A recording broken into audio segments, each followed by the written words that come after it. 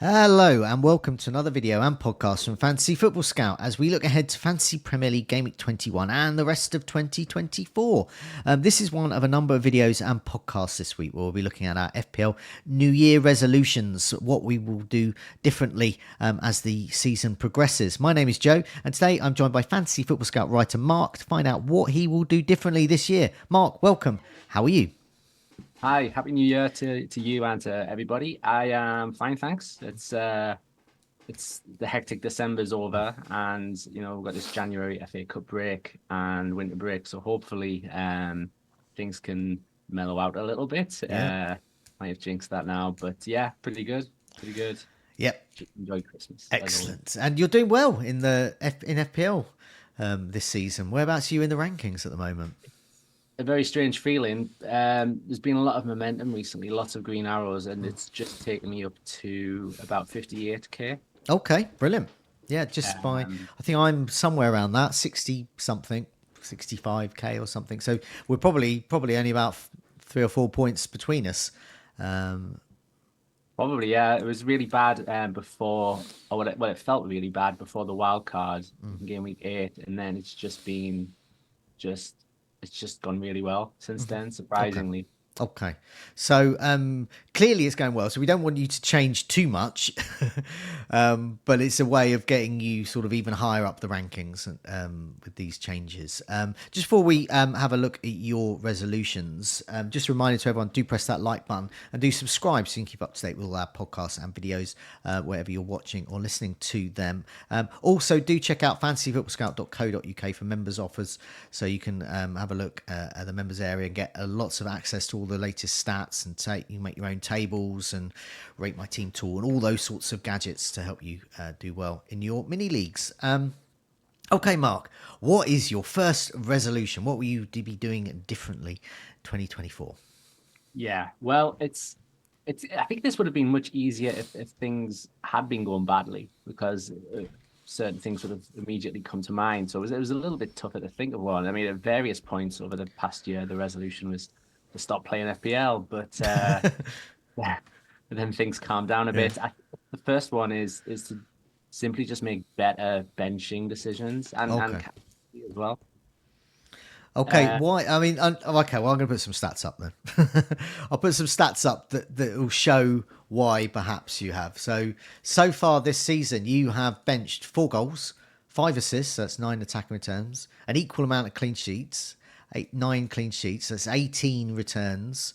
But you haven't benched any own goals, so that's sad. All missed penalties, so they've all gone into your side. You have benched a penalty save. And you have managed to bench 10 yellow cards, so that's quite good. So yeah, 18 returns, attacking and defensive, benched, gone off into the ether somewhere. So yeah, so what sort of benching decisions have you made, and how will you change that? Well, firstly, you mentioned own goals there. I remember one of the early game weeks, I had two own goals in defense. I think Diaz and Estepinian. So that was not Yeah. a particularly great week. But yeah, I don't know what's in prep for this. I have sort of looked back at the game weeks and just seen how much of it was logical and how much of it was silly. Because the rank would be a lot higher if better benching decisions were made. And yeah, there was six double-digit scores on there. Wow, on the bench. On the bench. Yeah. It started off with Doggy in game week 3, 12 points at Bournemouth. There was it's like Cameron Archer's 12 points after that. Yeah. Fair enough. That one's unsettled. When Arsenal beat Man City 1-0, Gabriel was on the bench, although that was only 8 points. But that again sort of did make sense. But Simicast when he scored 15, that was on Yeah, I there. think I benched those as well. Charlie Taylor against Sheffield United got Yeah. 10. That was on the bench. And then recently, I think game week 18 was the one where all four guys on the bench brought in a return. So there was 32 points Wow. on the bench that week. Ariola, Archer, Gabriel, his goal at Liverpool, Yeah. and again. Yeah. So it's and there would have been another one. Lascelles the week before would have been stuck with a clean sheet on the bench had Solanke, Yeah. Luton not been abandoned. That would have been another one. So yeah, and then the last 3 weeks, all have had goalkeeper returns on the bench with Areola and Dubravka. Although at least Areola then exceeded Dubravka the other night, so Yeah. that wasn't particularly So bad. I look at bench points sometimes, and I don't mind them so much. I got some bench points this week. Obviously Dubravka and Alfie Doughty. I benched his 9 points, and I benched Simicas's 15 as well. And I look at those in slightly frustrated, but also I think, well, they're in my team. I don't have to transfer this newly popular player in.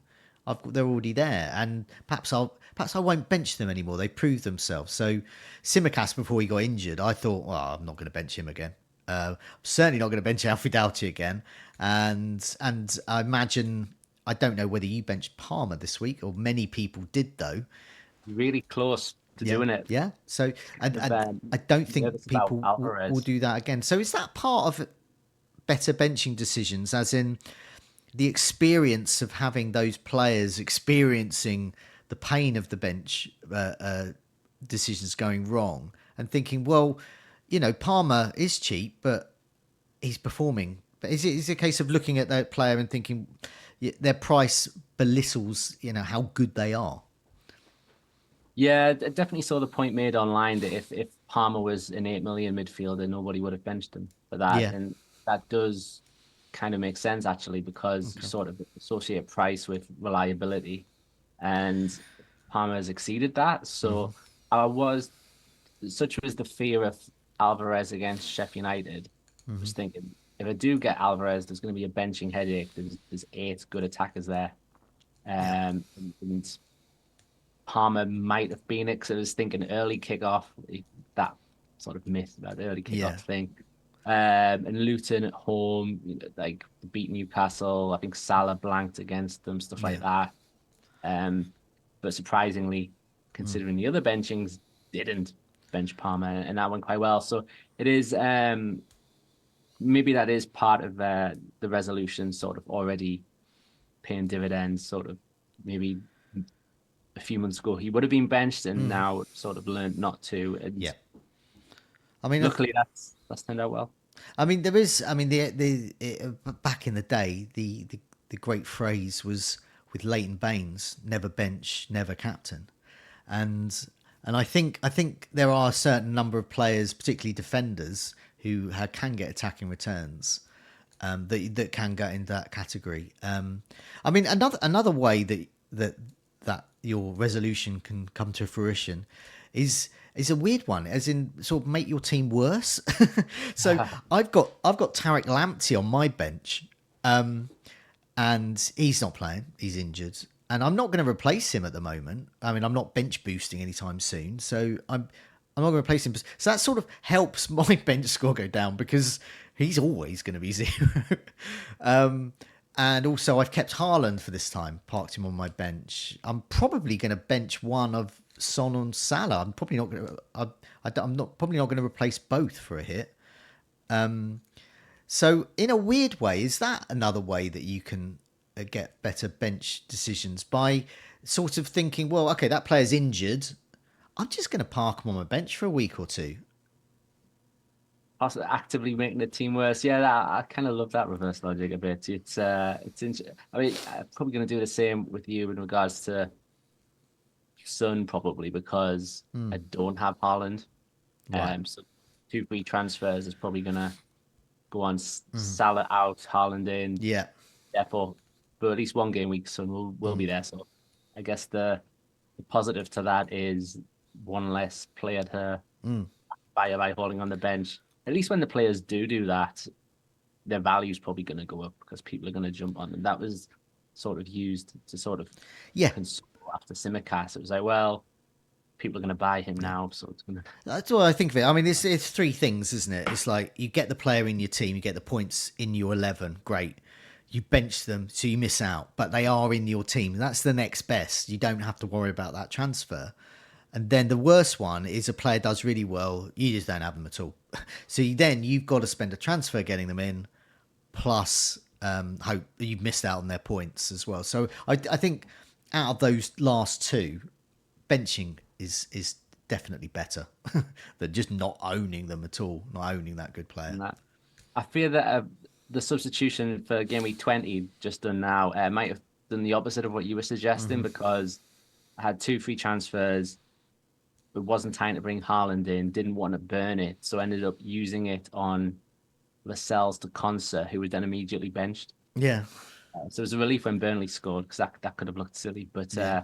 yeah, if anything, that latest sub has gone on improving depth, which Yeah. could hurt down the line. Yeah, I mean that was something that was brought up in some of our other videos that we've done here. Is that this extra time that we're getting, with matches going on for longer, it's just reducing the amount of clean sheets we're getting. So, but at the same time, there are certain defenders like say Porro or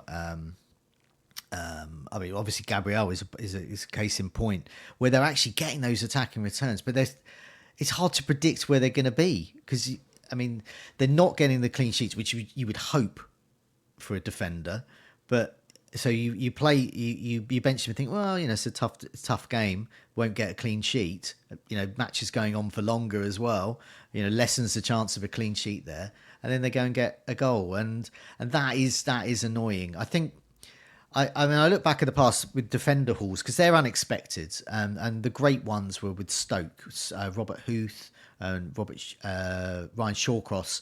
I remember at least one of them got a brace and a clean sheet, and obviously the bonus in a match, and that was benched a lot because a Stoke defender, and so I guess that's the mentality.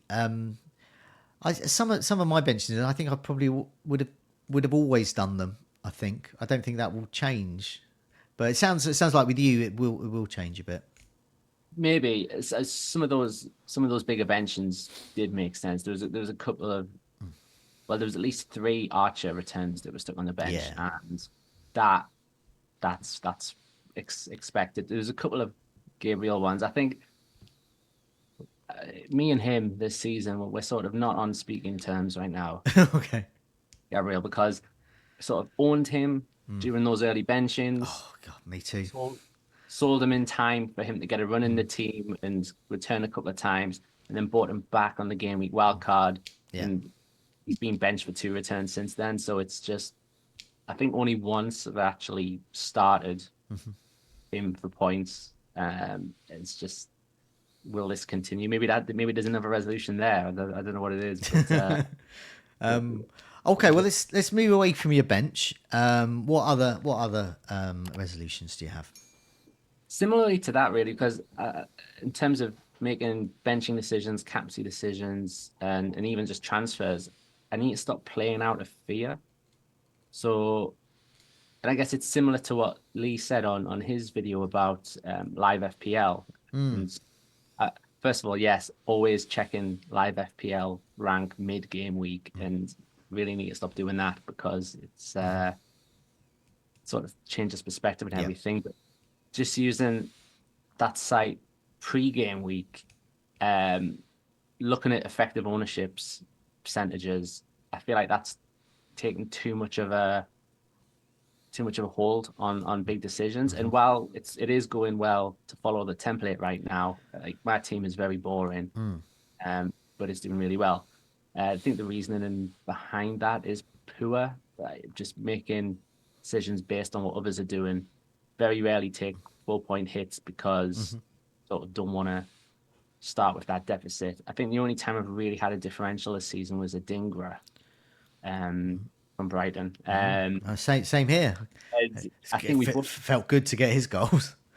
yes, I think we both had him for that same goal, Yeah. didn't we? And that was great. That was fantastic. So that's why I'm kind of hoping that this Salah and Son absence can lead to some short-term fun because whoever's coming in, uh, names like Foden and Richarlison probably are going to build up a bit of a percentage, and part of me probably will play out of fear and get them in because I actually do want them as well. It's not Yeah. just what others are doing. Um, but there's also the chance that for a few weeks you could have a real differential there and sort of have a similar Adingra experience. Yeah. So yes, I think too many decisions are based on what other people are doing and not so much gut instinct. Yeah, yeah. No, I think I did a video with Chris as well, and making a similar point there, and something that I've tried to do, and I copied this off Tom that I have the goals imminent videos with, and that is to sort of keep one or two places reserved. In his case, a fourth midfielder reserved for those fun differential picks. Go template for the others. Make sure you've got all your shields in place, but then have that attacking player. In your case, but mine, a Dingra was that one. I remember what towards the beginning of the season, this is through luck. I got Evan Ferguson in for his hat trick, his only hat trick. And recently people have got Chris Wood in for his returns. Surprise! I mean, you're a Newcastle fan. Chris Wood's haul against Newcastle, that would have surprised Newcastle fans, but it would have probably have surprised Chris Wood owners in FPL as well, because he was probably benched by a few. Absolutely, yeah, yeah. Because certainly, I mean, scoring one goal perhaps, but three, Yeah. you just never. But that's why I think having that one place, the third striker spot, the fourth or fifth midfielder, just to have fun with. I think that's a really good strategy. But because you see some teams, they go for like 5 or 6 of those types of players, and that, well, you can win the lottery one week, but chances are they're probably not going to do well every week. Yeah, exactly. It's the balance, really. I do like your swords and shields sort of idea. It does make the game sort of more interesting. I know we have, with Scout, we have a sort of joint squad. Like a few of us have got together with PFT, Yeah. Premier Fantasy Tools, and we have a joint squad there, and that's also doing really well. They're on identical points to me, actually, but the teams Okay. aren't the same. And Garnacho has Yeah. been in. We had Garnacho for his Yeah. break against Villa. Yeah. That was a great feeling in terms of He, maybe I mean, almost he all of is. his Yeah, 14 points or whatever. He gained all. Garnacho is currently my Adingra.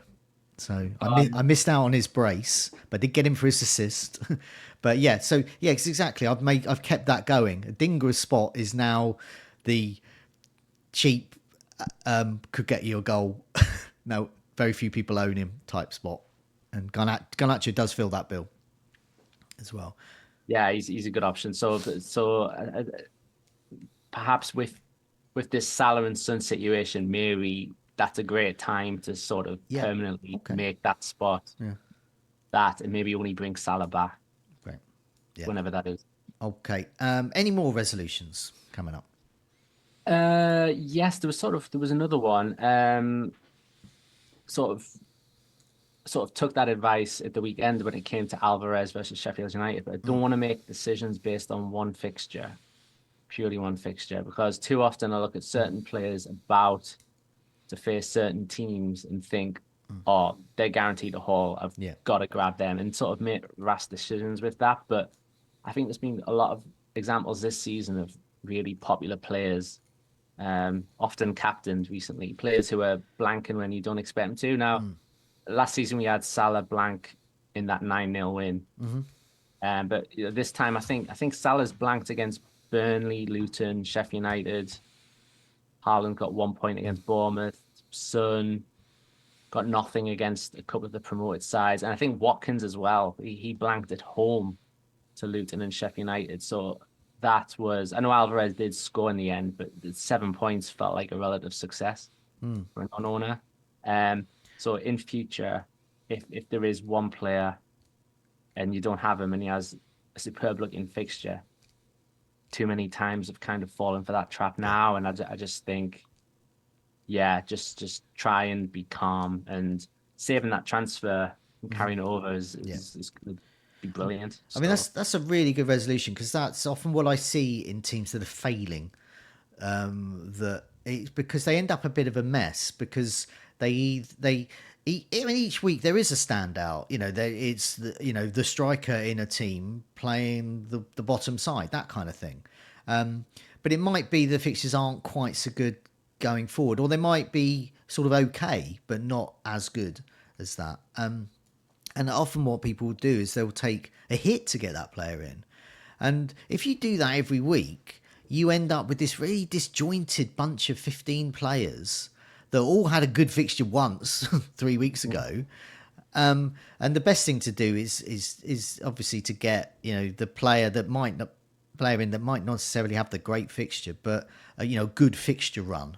And they've got the form to back that up in the old fixtures form thing. Just getting both of those. So yeah, I think that's a really good resolution, because that is probably the main problem with a team when people say, "Oh, could you rate my team?" or something like that, and I would look at it, and the first thing I say, how many hits do you take, and if they're desperate to get that player in, and sometimes you just think, well, yeah, as you said, Alvarez this week was a good player to have and got a return, but he wasn't.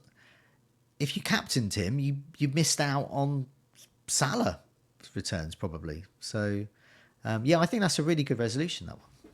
Yeah. And I think it'll be tested if there was two consecutive good fixtures or a double game week. Yeah. Maybe that Yeah. will be tougher to resist. But if we're purely talking one fixture in one game week, it's Yeah. just No, I think that's a good one there. Before we go, is there any more resolutions? not really. No, I that's think fine. We've covered a lot I of think good ones.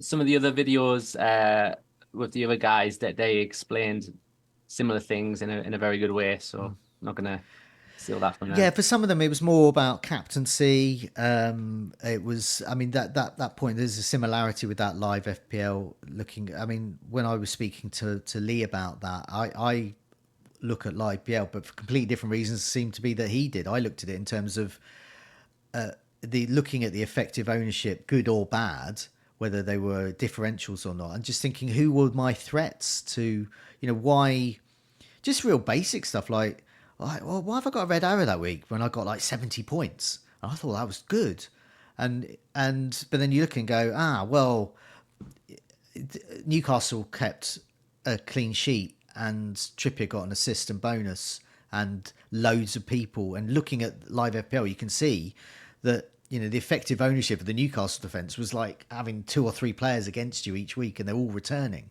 It's that kind of thing. So I think from that I would go, right, I've got to cover myself with that defence, and then I can move on to something else. And that's the way I quite like it there, in just working out why I'm getting a red arrow or a green arrow, rather than looking at rank. Because to be honest, I mean, we're doing okay at the moment. Come game week 38, we could both be doing awfully. We could have won it. Who knows? Or first and second. Me first, obviously. But but we don't know how that. And so realistically, the only time to really look at rank and look at is game week 38, let alone midweek. Yeah, but let's actually follow through with that. Yeah, no, I can't. A lot of people do that though, and it seems to work out for them. But I can't do that. I mean, I'm always going to look at it and I'm always going to see, but yeah, it's that looking at it midweek, looking at it after each return. But I'm more interested in why I'm getting those ranks rather than that I'm getting them. Yeah, well, it's just if you look at it mid-game week, if you've had an above average number of players play, you're sort of making you're gonna end up disappointed. And if Yeah, you've looked and you've not had that many play, you're sort of getting yourself down yeah, when things are about to happen. Like going into those last two games, Liverpool, Newcastle, West Ham, Brighton, I was on a red arrow, but it was 4 points off the safety score and had sort of captain Salah, yeah, Areola, Trent, and Bowen left, and was thinking, yeah, I could probably get ahead of that, and ended up finishing way ahead of the safety score. yeah. So it was like there was no need No, to check before that. no. So I that's also, it's good. There's a good there's the little dice image next to a player that's a differential, and a sleepy face next to one that is just like pretty much 100% owned where you are in the rankings. And I think that's quite useful, really. If I've got a nice mix of that, I'm happy. If I've got no dice men and everyone's asleep, then I'm like, well, the best I can hope for is a very tiny green arrow, and that's at the best. So it's probably going to be a poor week. But yeah. Anyway, those were great resolutions. I think there was a lot to consider there, and I hope a lot of people take those things on board. I certainly a lot of those things sort of chimed with my team as well. I did think about them, and they're sort of things I've sort of done over the years or tried to where I can, particularly. With looking at the benches and those types of things. But thanks so much for your time, Mark. I hope it's been beneficial to you, and have a happy new year, and good luck with the rest of the season Thank you. when we win it, and one of us wins it and one of us is second. I'll see you on the podium. Okie doke. See you then. Bye now. Bye, everyone.